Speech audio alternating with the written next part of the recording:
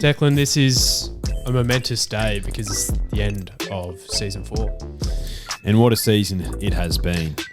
You guys might think, oh, they're crawling to the finish line. How wrong you are. How wrong you are. It's a sprint to the finish line, mate. And, you know, usually at the start of a race, they'll start with a pistol going bang, and then you run.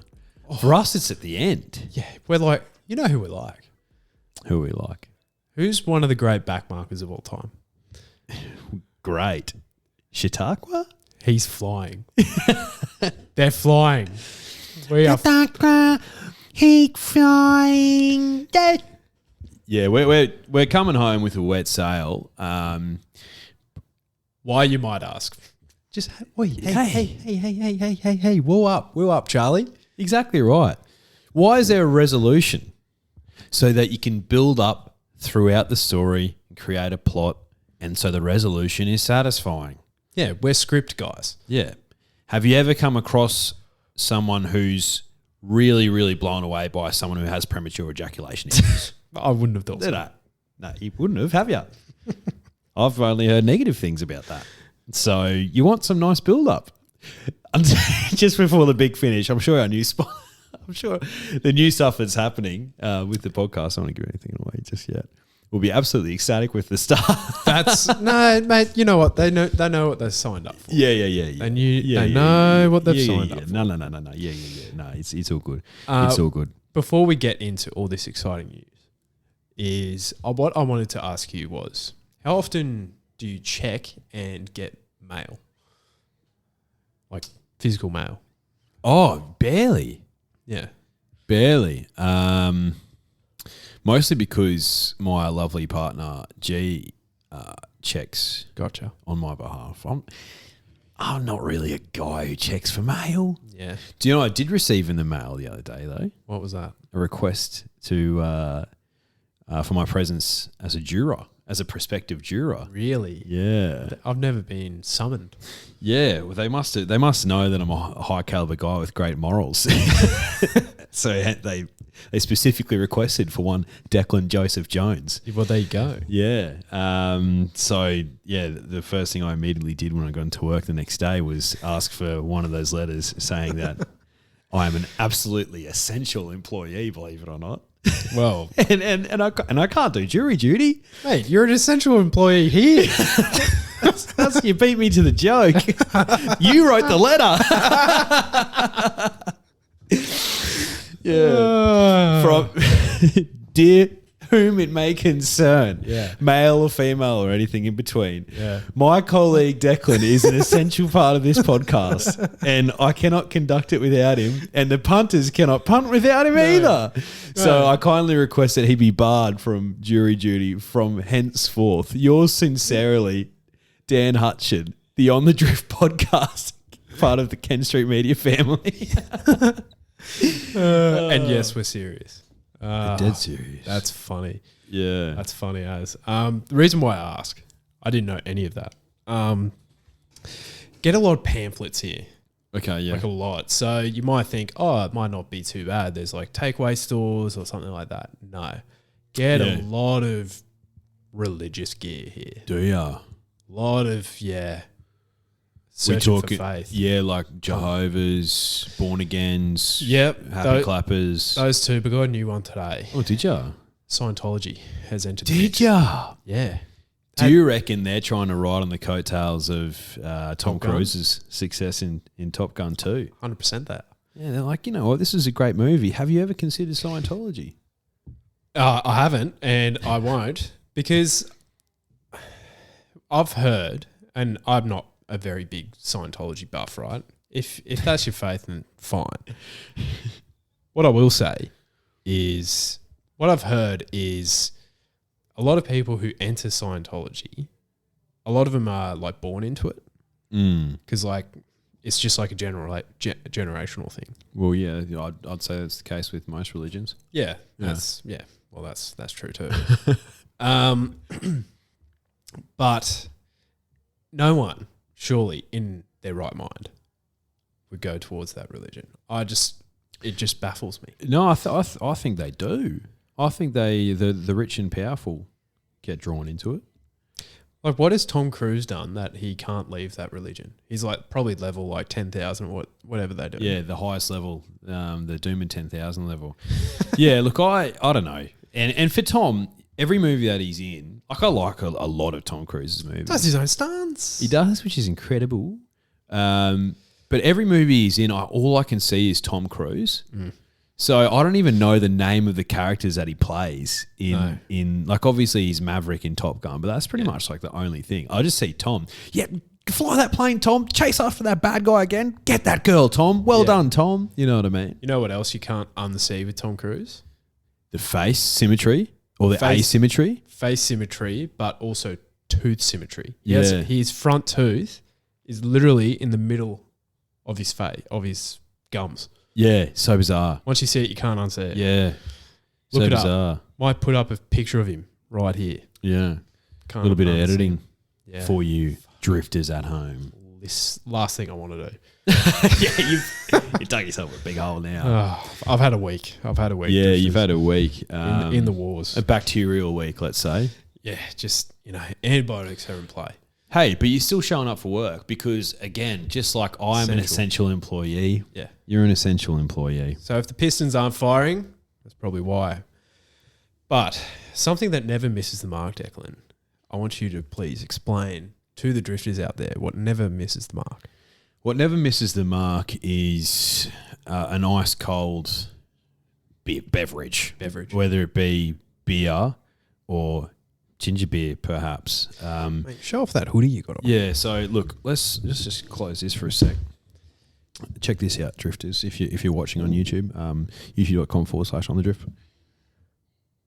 Oh, that's nice. It's nice. So a big shout out to Gage Roads Brewing Co. So Gage Roads has decided to jump on board with the podcast. A big shout out to Luke Jones who looked after us, who runs Gage Roads nationally, and his lovely partner has been a guest on this podcast a couple of times, Jess Mitchell. She's the leader of the On the Drift fan club, newly designated. Well done, Jess. And I might say a fine connoisseur of the SRM. An excellent connoisseur of the SRM. What I might say about Gage Road beers, they're delicious, obviously. They are delicious, but not many XPAs can go all day, but only theirs can. Yeah, they've got an XPA that can go all day. It's a mid-strength, I believe. They've got the single fin summer ale, which is absolutely delicious if you enjoy a bit of fruit in your life. Gee, that one's up my alley there. Yep. And then they've got a ginger beer. Matzo's ginger beer is a Gage Rose product. There you go. Just blew your mind, drifters. This one's 50% less sugar. And shush. Good crack. Oh, how's that? It is absolutely delicious and low alcohol as well. So if you want to have a session, I've already burped on this podcast before trying to do it. This is the way to go. Also got Pipe Dreams Coastal Lager, which is an absolutely delicious drop. So big shout out to Gage Roads. Thanks for coming on board. Always a pleasure. Thanks for the gear and try their stuff. It's delicious. Oh, you might think we're done there. We're not done. We said we're going out with a bang, you dickheads. Yeah, listen up. What I might say, Declan, there's only one way that you can upgrade your snack game. I tend to agree. If you're watching horse racing, there's only one way to watch it, and that's to get a bit of spice going. Oh, God, yeah. Bit of spice. Yeah. And may I add, the perfect bit of spice in these snacks. 100%. Oh, smells good. Mate, take one of them. The good people from Bareback Biltong have jumped on the podcast as the snack sponsor of this podcast. Now, we're sampling the smoked chili version of their biltong. Now, I've sampled their original, which we've got as well. Haven't done the chili. We wanted to do the chili on air to see how spicy it really is. Mate, no word of a lie. That is absolutely delicious. Gee, that hits the spot, doesn't it? Oh, yeah. Do you know what drink would go awfully well bareback biltong. If not a Matzo's ginger beer. And a Gage Roads beer. Good kick, but not too much. I like it. Yeah.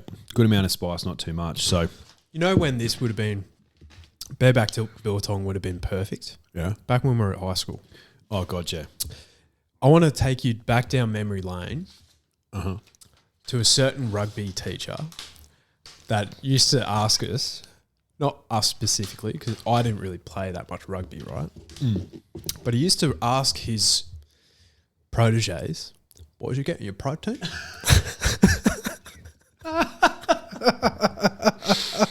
If only we had, hey, what did you get in your protein in? Our bareback biltong for old Peter Gledhill. Peter Gledhill. The Drifters, no, he's not named after the greyhound, Peter Gledhill. The greyhound's named after him. Yeah, nudgy old boys listening to us will know exactly what we're talking about. But yeah, absolutely delicious.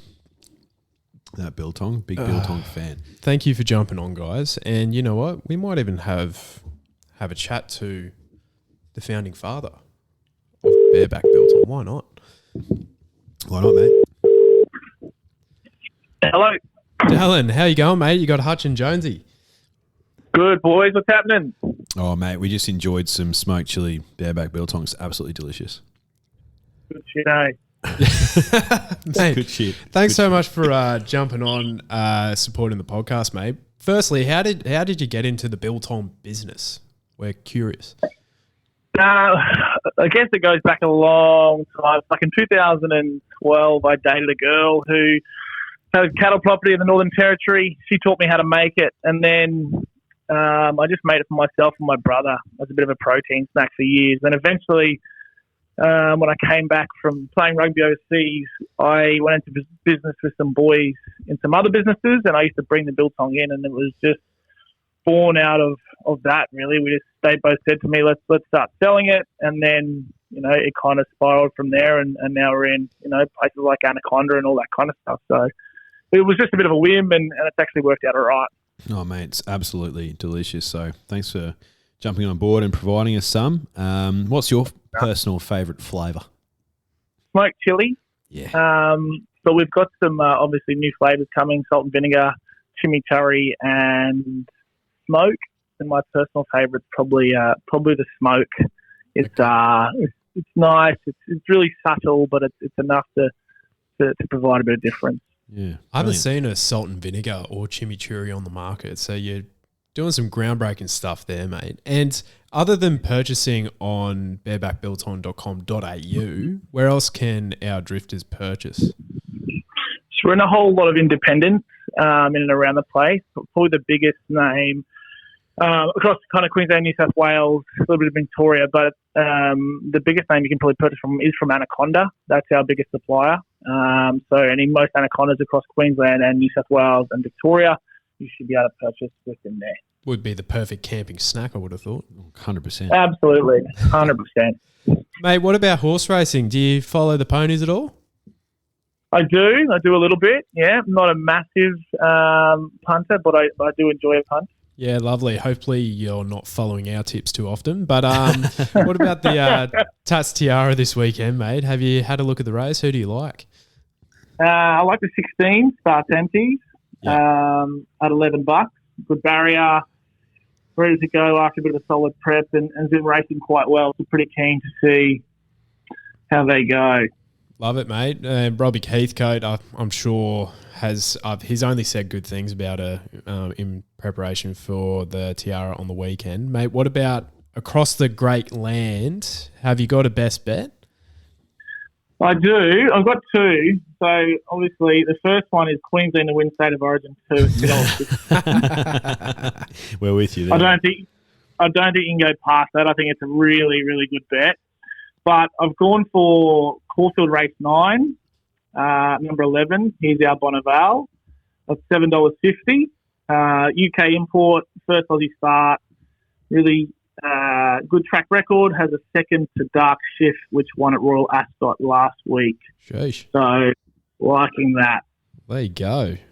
Mate, I love it. Some international flavour. Oh, we love to get some value with internationals first up in Aussie land. So, Darren, that's great, mate. And a great shout with Start Tante's in the Tiara. I reckon she's just about due for a win because she's been there or thereabouts all prep. So, thanks for that, mate. And I think we forgot to mention, if you're buying some bareback biltong from the website, enter in Drifters 20 when you're checking out for a little bit of a discount from us to you. I would have thought that's 20% discount, Dave. I would have thought that's 20% off as well, mate.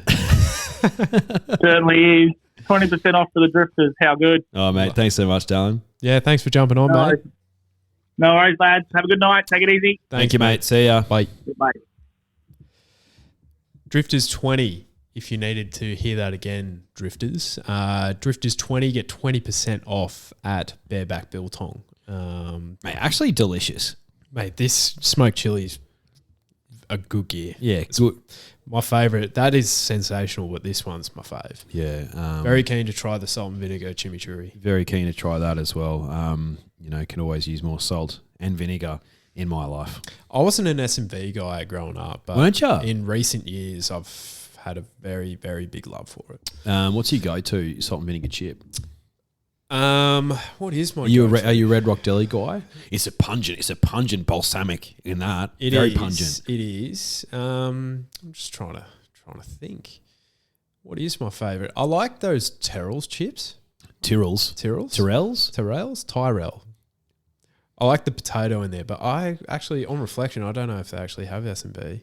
I don't know. Whatever's going really. But yeah, Red Rock, you can't go wrong. Cylinders. Firing on all cylinders. Sandboys, they pack a punch. Mate, Sandboy just know how to do fucking good chips, mate. Like we're talking barbecue Sandboy, delicious. Atomic tomatoes, absolutely delicious. They have chicken. Yeah, chicken I haven't tried in a very long time, but atomic tomato and barbecue, like honestly, Drifters. If you've seen it at Coles and Woolies and you've always strayed past it, like turn around. Every now and then I get a little bit longer and I said a fucking look in your eyes. Bright eyes. Can I fucking need you more than ever? Okay, Tatts Tiara time. Yeah, did we say we were finishing with a bang or did we say that our tyres were just deflating? Far out. Rapidly. Honestly. So, the Tatts Tiara, mate. Yeah. I'm looking at this field. There's 17 horses and 4 emergencies in this field. Mm-hmm. If you find the winner here, you find some value. Anavisto's the favourite, $4.80. What way are you landing? Well, man, I think I don't know if I mentioned it on the podcast last week or maybe a few weeks ago, but I've had the same bet for this race lined up for a month, if not like sort of 6 weeks, right? Can't jump off now. I can't jump off now. And that's number 3, Anavisto. I was at day 2 of the championships, Drifters, if you weren't aware already, and where she ran second in the Queen of the Turf to Nimmerley. Yeah. And I think during the day or the next day, I think I said to you I was going to change my tip from Colette in that race to Anavisto. It just mapped like it'd be a race that suits. She goes to win. She goes to run second over 1,600 metres. I think 1,400 metres her go. Yeah. And she flies well fresh. I think she's awesome on a good track. And she draws to be up on pace for me. And she's been running figures that I think if she runs to those sort of figures, she'll be right in the finish for this. I was $5 with Neds at the moment. I think that's okay. I was hoping for like sort of 7s or 8s. Yeah, I thought they'd be switched. I thought Snapdance would have been the favourite. I think the barrier draw has just put off a lot of people. But hey, are they not listening? Clearly not. Honestly. The fastest growing horse racing podcast on the south side of Brisbane, you'd think, word would have got out. The barriers don't mean shit. Speaking of, we didn't even touch on last weekend. Did we get the Ipswich Cup winner? No, we didn't. I was pretty close. But did my best bet of the day at 650 lob? Yes, it did. Yeah, it did. Holyfield. Oh, what barrier did he draw? 17. Never looked like losing. Don't think I even said on this podcast, but passive aggressive was a good go for me on the weekend. She looks like a smart filly, and I tell you what, I love those silks. You do love those silks. And some very good judges are saying that she maps like Shoals, your favourite horse of all time. Yes, she was a good girl, Shoals. And if passive aggressive is half as good as her, I'll be a happy chappy. Last time I checked, passive aggressive wasn't in this field.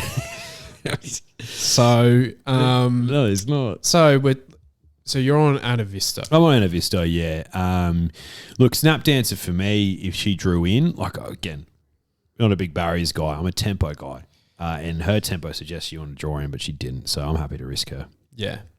I think where barriers are a positive, where they don't do too much work, where you have a horse that might not necessarily love this distance. For instance, they're stepping out, it's the very peak of their distance range or the very short of the distance range that they want. I think that maps quite well for Shout the Bar here. She's a miler, out and out. She is, yeah. But what she is an elite good track horse. Yep. She beat up on Barbarator. So much so that Coolmore threw $3 million at her in the sales recently. Yep. So I think she looks by far the overs. I'm surprised she's actually $11. I was expecting 15s. Mate, she's won 2 Group 1s. Yeah. And I think she's probably the class horse in the race. Yeah. But 1,400 metres, first up again, just absolutely stinks of a Waterhouse bot ambush. Yeah. Barrier 2, Ryan Maloney in the saddle. Mate, she beat, Barbarator by 4 lengths 2 starts ago. Her latest form on good tracks, she beat Barbarator by 4. She's within 3 lengths or so of Zaki at the same distance. I think she's the class horse in the race. I think she has the best form in the race. I think she's a cracking bet. And she'd be my clear second selection in this race, Shout the Bar. So I think the price at the moment, do you think she'll firm up? I think so. I think some astute. I think a lot of punters who know their shit. Not saying we do, but I think a lot of punters who do will come for Shout the Bar. Mate, what about that little race at Eagle Farm the other week where the Waller trifecta were going at it again? Kiku, Nudge, and a Tissue. Yeah. Of those 3, who gets the chockies? Really hard to say. I think out of those 3, I think a Tissue is probably the best horse, but I wouldn't want to be with any of those 3. A Tissue stood in the gates this prep. Yeah, so I think she sorted her barrier manners out the last 3 starts. I'd be surprised. What about your girl, Gorgeous Chestnut, Brooklyn Hustle? Thoughts? I was nearly going to do it.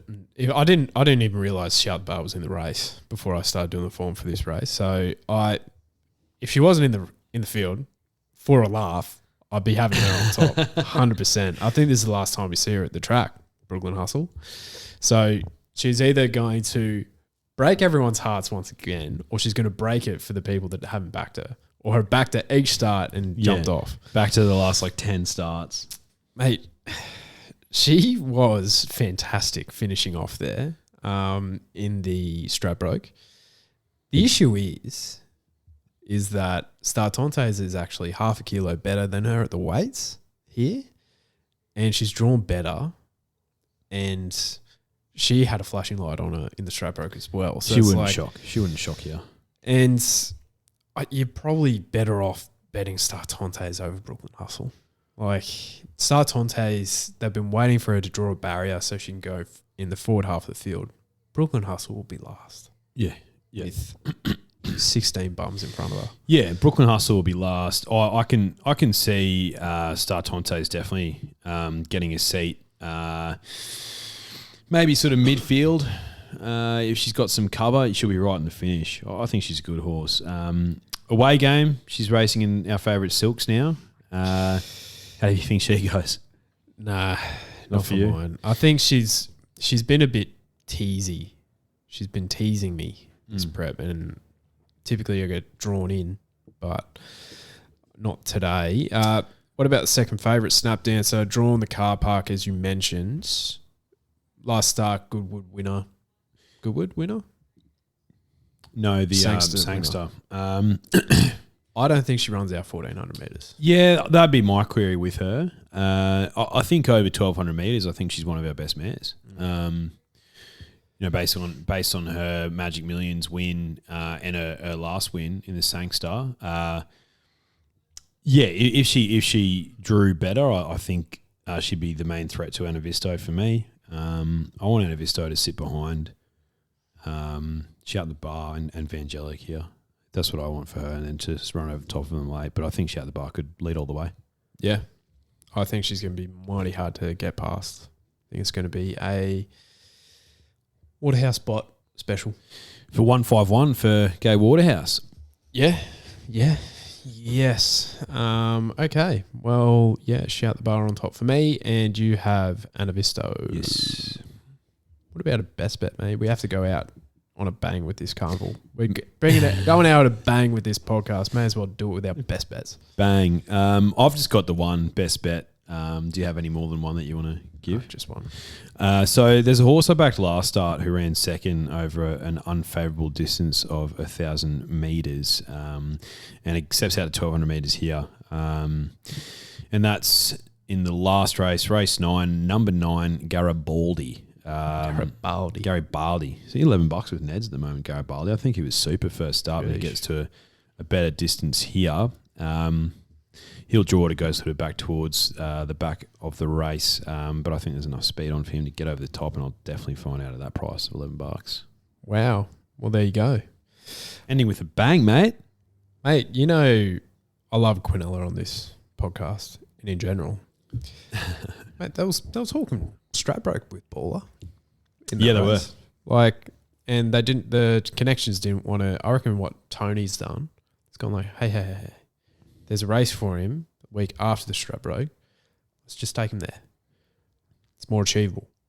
I reckon Baller can win that, but I like your rationale with Garibaldi. Mate, let's go to race 4 on the program. You know what I like? I like Zaki form. Do you? I love that. I love it. And I like form that's holding up and a horse that gets better when it gets out to staying distance. And that's FENY, if that is indeed how you pronounce yourself. What is HUN? Hungarian horse. You're joking. No way. It's been running in Hungary. Yeah, bro. That is sick. So this prep, I'll just take your attention to its last 2 runs. Only lost by less than 3 lengths in the Doomben Cup when Huerta did a job. And then it improved to lose by under 2 lengths in the Q22. Gets out to 2,400 metres here. I think it's just perfectly placed. Mate, you know what? Because it's our last week, this is the only time I'm going to pressure the drifters into anything, because you guys can live your lives in how you please, and you can bet how you like, and I encourage you to gamble responsibly. But what I will say is, what does that 2-leg multi pay for our 2 best bets? An astronomical amount. I'm seeing double figures. I'm seeing big double figures. ESTI is only $2.40, and there is the third favourite is a dual acceptor in Sydney, so it might go that way. But if it stays in Brisbane, I think it still wins. So ESTI, $2.50 into Garibaldi at 11s. I'm not a maths guy, but I'm saying that's between $20 to $30. Yeah. Hey. Responsibly look at it, and then responsibly responsibly drink one of these. Responsibly look at the form, then responsibly gamble an amount which is responsible for your current life situation, and then once you win it, responsibly use those winnings in a way that would result in a responsible outcome and purchase of bareback biltong. Yeah, Engage Roads lager. Look, hell of a season. Drifters, we wanted to just say thank you for listening to us dribble on this season. It's been a long season, but it's been a good season. Yeah, agreed, mate. It's been our best yet. We've been slowly but surely building each season, and it's been a stack of fun. And so, thanks you guys for supporting us and listening. Yeah, and if you wanted to really help us along on this podcast, there's a few things you can do. Firstly, you can jump on the Bareback Biltong site, use Drifters20, purchase some of the product there from those guys. Jump on Gauge Roads, any bottler you go to, buy some of their stuff. Beautiful stuff. Beautiful stuff. But finally, what you can do is you can jump on all of our podcasting apps, give us a rating, 5-star rating, really helps us get into those algorithms. Subscribe to us on YouTube as well. Leave a comment, get engaged on the Instagram, Twitter, all that sort of good stuff. But look, I'm sure the majority of them are doing that sort of thing anyway. Yeah, I'm sure they are. And why wouldn't they? And I feel like the biggest, or one of the biggest outside of the Drifters, thank you, has to go to our good friend at Ned's as well. Oh, the biggest of all, our good mates at Ned's have been a huge supporter of the podcast for a long time now, since early days. So big shout out to Ned's. Thanks for the opportunities you're giving us. And yeah, we really appreciate it. Yeah. And we appreciate you guys. And yeah, look, with this last Group 1 on the weekend, hopefully for once you've followed our tips at the right time, because there's a lot of wrong times to follow our tips. But we're in it for more of the love of the great game that is horse racing rather than handing out tips. So we appreciate you guys appreciate that about us as well. Well said, mate. And pardon me. What does our schedule look like? Look, over the next 6 weeks, we're going to go into the paddock. We're going to have a rest. That's what we're going to do first and foremost. But what we will do, we'll be back for the first Group 1 of the spring, which is the Memsey. So we will bring that sort of content into your ears. But what we will also be doing in that time is we're going to be doing some interviews with some people, and then we're going to be putting that across our platforms. Yep, which is going to be fun too. So stay tuned for that stuff. Stay tuned, but we'll be in your ears in approximately 6-ish weeks. 6 to 8 weeks. 6 to 2 weeks. Mate, we need to get you a big bowl of chicken soup. Get you tucked up in bed. That's what I do for you, Drifters. Yeah, I'm like Lazarus. Appreciate this, man. But thanks again, Drifters. We'll see you very soon. Good luck this weekend, guys. Have a good one.